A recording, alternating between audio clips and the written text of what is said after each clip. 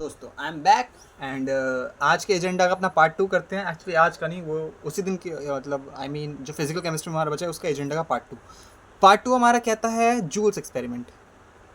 Joules experiment AXPERIMENT।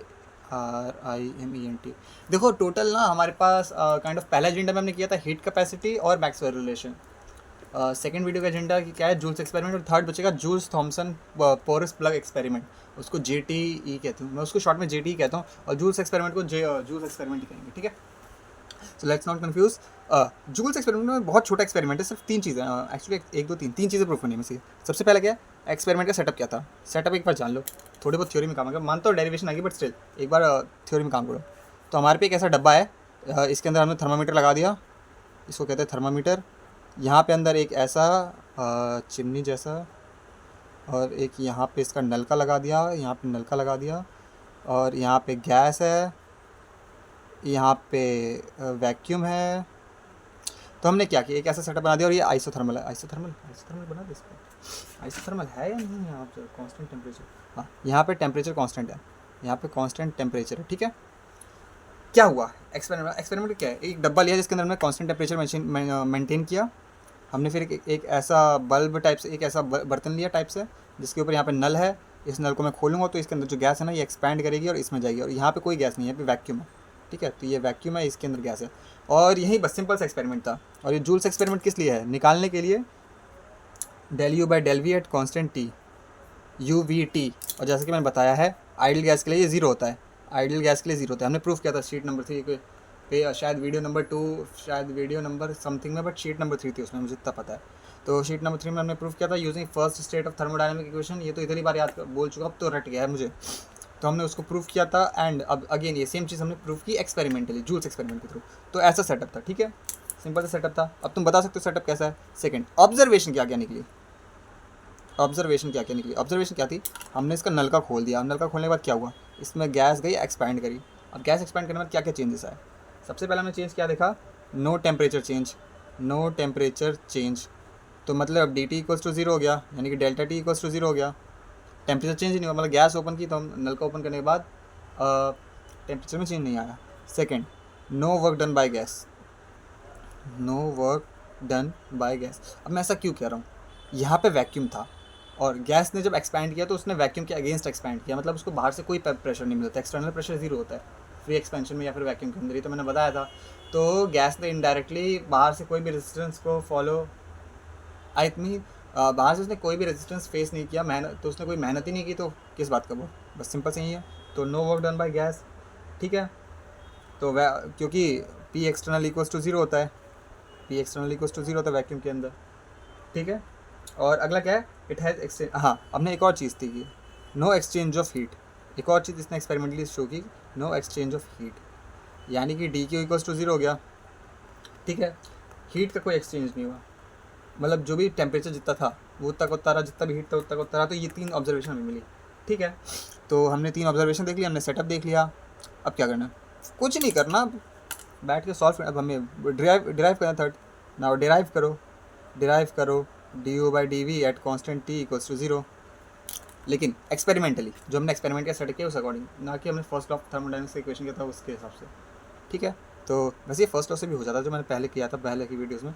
तो इसमें क्या हुआ, चलो करते हैं अगेन 4 स्टेप का रूल। सबसे पहला, जो भी कंडीशन दे रखी है वो लिख लो। तो टेम्परेचर कॉन्स्टेंट है, ठीक है, हम लिख लेंगे, तो D T equals to zero हो गया। सेकेंड, जो भी इक्वेशन याद आ रही है वो लिख लो, तब क्योंकि एक्सपेरिमेंट के बेसिस पे इक्वेशन है। तो एक्सपेरिमेंट में क्या है, तीन ऑब्जर्वेशन, इन तीन में से आएगी इक्वेशन, क्या है, work done by the gas zero है, सो डी डब्ल्यू इक्वल्स टू जीरो है। और क्या है, no change, no temperature change, d T equals to zero है। नो एक्सचेंज ऑफ हीट, यानी कि D Q equals to zero भी है। अब जो भी इक्वेशन याद आ रही है वो लिख लो। स्टेप नंबर 2, डी क्यू के हमें एक इक्वेशन याद आ रही है डी क्यू से, d Q equals to d Q equals to d Q equals to d you plus minus d डब्ल्यू। अरे first law of equation, first law of thermodynamics, first law of thermodynamics, d Q equals to d you plus minus d डब्ल्यू, ठीक है। D q zero minus d W zero, so D you equals to, so D you plus some zero equals to zero, है ना। So D U भी equals to zero हो गया, simple. इससे ज़्यादा सिंपल कुछ हो सकता है नहीं यार। डी इक्वल्स टू जीरो हो गया हमारे पास। अब क्या करें, करना क्या है, वापस वहीं करो यूजिंग, अब यूज़ करो u equals to F T P. जब कुछ काम ना है तो यहीं आएगा u equals to F T V. So D you equals to del you by del T at constant V D T plus del you by del we at constant T D V. ये तो D you तो zero हो गया, यानी कि this plus this equals to zero, यानी कि del you by del T at constant V D T equals to minus times of del you by del we at constant T D V. हमारे पे यही तो equation बची है। ये equation बचने के बाद हमने क्या किया, हमने एक और कंडीशन दे रखी थी, D T equals to zero है ना, तो कंडीशन अप्लाई कर दो D T equals to zero. तो ये तो वैसे ही ज़ीरो हो गया है ना, ये तो वैसे ही ज़ीरो हो गया ना। तो हमारे पे क्या बचा, minus del you by del we at constant T multiply by D V equals to zero. Now ये इस पूरे का ज़ीरो का मतलब क्या है, या तो ये ज़ीरो होगा either this equals to zero और this equals to zero. D v can not be equals to zero. क्यों, चेंज इन वॉल्यूम जीरो क्यों नहीं होगा, क्योंकि हमारी आंखों के सामने गैस एक्सपैंड करी है, आंखों के सामने एक्सपैंड करी है, इसको जीरो कैसे कर सकते हो।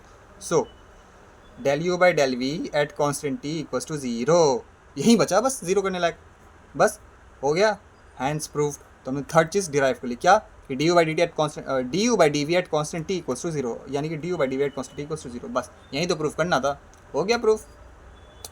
तो हमने अपने जूल्स एक्सपेरिमेंट की 3 चीज़ें कर ली। अब चौथी चीज़ पे बढ़ते हैं, D U by D T at constant V equals to zero. अब चौथी चीज़, पेज नंबर 5 डाल देते हैं इसका, पेज नंबर 5, पेज नंबर 5 है ना, 5 ठीक है, 5 number, page number 5, page number 5, page number 5, page number 5। तो पेज नंबर 5 में हमें क्या करना है, हमें चौथी चीज़ डिराइव करनी है। चौथी चीज़ क्या कहती है, फाइंड ईटा।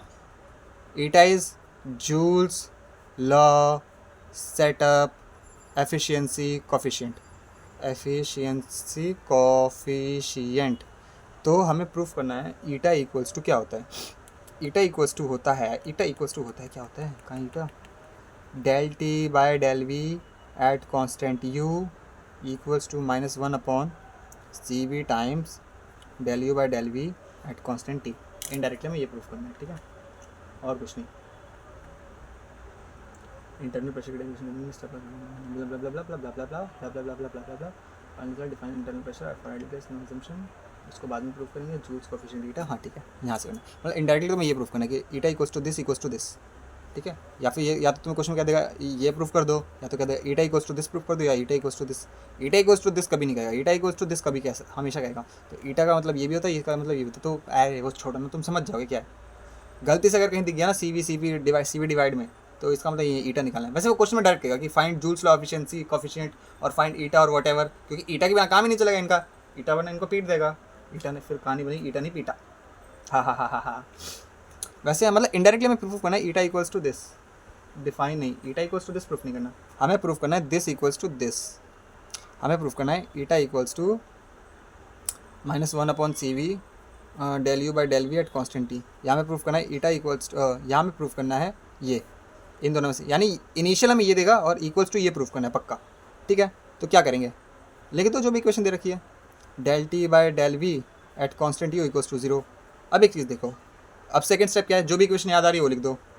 हमें यहाँ पे u दिख रहा है, हमें यहाँ पे v दिख रहा है, हमें यहाँ पे t दिख रहा है, तो इन सबको देख के एक ही तो इक्वेशन याद आती है हमें, u equals to function of temperature comma volume. यही तो 2 चीज़ें हमें याद आती हैं बस, और क्या ही हमें याद आएगा, u equals to F T v, ठीक है। तो u equals to F T v, again differentiate मारो, d you equals to del you by del T at constant v d T plus del you by del we at constant t d we.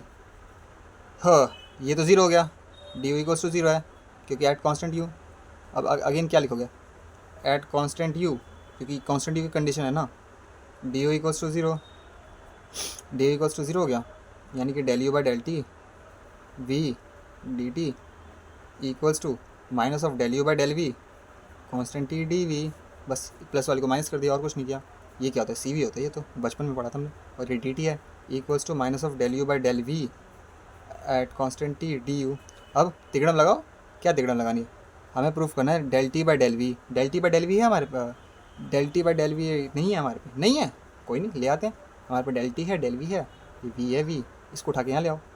So D T by D V ले आओ, क्योंकि del और D O उसको थोड़ा बहुत change कर सकते हैं। इसको यहाँ पे उठा के ले आओ, और क्योंकि ये सारा काम D O equals to zero में रहने की कॉन्स्टेंट इंटरनल एनर्जी पे हो रहा है, तो at constant you equals to ये सी वी इधर मल्टीप्लाई में था, उधर डिवाइड में चला जाएगा, तो -1/CV चला जाएगा, माइनस तो माइनस सी वी डिवाइड में चला गया, और मल्टीप्लाई में क्या है, del you by del we at constant T, del you by del we at constant T. यही तो प्रूफ करना तेरे बालक। हो गया प्रूफ, हो गया ना प्रूफ, हैंस प्रूफ्ड, खत्म। तो हमने फाइन जूल्स लॉ एफिशिएंसी निकाल दिया। न्यूमेरिकल्स नहीं आएंगे, डेरिवेशन आएंगे, और न्यूमेरिकल्स आएंगे तो तुम जानो क्या करोगे इसका। तो हमने चौथी चीज़ भी हमारा ये पूरा कर लिया जूल्स एक्सपेरिमेंट का, ये तो बड़ा जल्दी हो गया। पाँचवीं चीज़ प्रूफ करते हैं जूल्स एक्सपेरिमेंट की।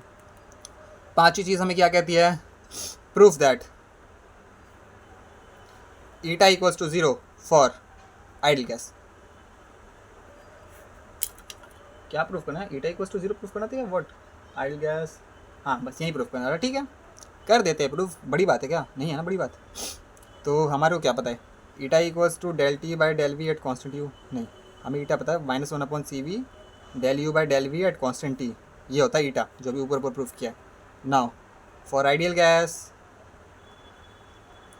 Del you by del we at constant T equals to 0। बचपन से बताते आ रहा हूँ कि UVT जहाँ दिख जाए उसको 0 मार दो आइडियल गैस के लिए। तो UVT चीट शीट में भी लिखा है तो मैंने सबसे टॉप पे UVT इक्वल्स टू 0, ये तो इतनी बार बता चुका हूँ, मेरे को तो रट गया है। खैर, तो ये तो 0 हो गया। So eta equals to -1/CV multiply by 0, तो eta equals to 0, hence proofed, खत्म। तो हमने जूल्स एक्सपेरिमेंट खत्म कर लिया अपना फाइनली, कितने, मात्र 11 मिनट 46 सेकंड में। और इसी के साथ जूल्स एक्सपेरिमेंट खत्म होता है। अब लास्ट टॉपिक बचा है जिसका नाम है Joules Thomson porous plug experiment. उसके बाद की सिर्फ थ्योरी बचेगी यूनिट 1 में। एंड ये Joules Thomson porous plug experiment मैं नहीं कराने वाला, सच बता रहा हूँ। थोड़ा मुश्किल है, इसको पढ़ने में टाइम लगेगा मुझे। एंड अभी मेरे को बहुत ज़्यादा धमकियाँ आ रही हैं कि मैं फिजिकल का काम करके भेज दूँ लोगों को, इसलिए तो मैं जा रहा हूँ फिजिकल का काम करने। और खबर मिलेगी कल मैम नहीं आएंगी। चलो बाय बाय।